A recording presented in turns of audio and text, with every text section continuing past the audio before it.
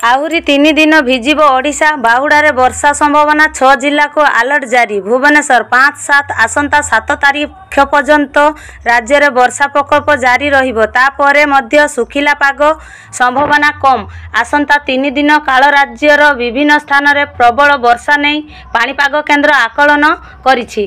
गांगेय पश्चिमबंग और पार्श्ववर्ती अंचल उपरे एक घूर्णिबलय अछि। आउ एक टर्फ लाइन एही घूर्णिबलय उपरे देखा जाउछि। सेहीपरि मौसुमी टर्फ उत्तर पूर्व बंगोपसागर पर्यंत लंबुछि। यह प्रभाव में राज्यर पाग वर्तमान मेघुआ रहिबा संभावना अछि। गत 24 घंटे अनेक स्थान रे वर्षा होइछि।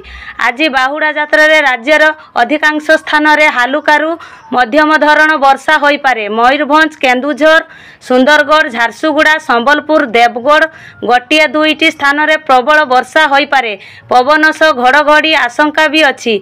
बालेश्वर, भद्रक, जाजपुर, केन्द्रापड़ा, कटक, जगतसिंहपुर, अनुगुल, ढेंकानाल, बरगढ़ रे वज्रपात और पवन होई पारे। आज पुरी रे पाग आशंकित मेघुआ रही पारे। मध्यम धरणर वर्षा होई पारे। भुवनेश्वर रे मध्य एभली पाग संभावना रही। 6 तारीख रविवार राज्यर अनेक स्थान रे हालुकारु मध्यम धरणर वर्षा सह केन्दुझर, मयूरभंज, सुंदरगढ़, देवगढ़, संबलपुर, झारसुगुड़ा रे प्रबल वर्षा होई पारे। 7 रे अनेक स्थान रे वर्षा एवं सुंदरगढ़, झारसुगुड़ा रे प्रबल वर्षा आशंका अछि। 8 रु वर्षा परिमाण कमी पारे। तथापि अल्प केतेक स्थान रे वर्षा रहिबा नै आकलन करा जायछि। आम चैनल रे नुआ थिले लाइक शेयर सब्सक्राइब करिवे।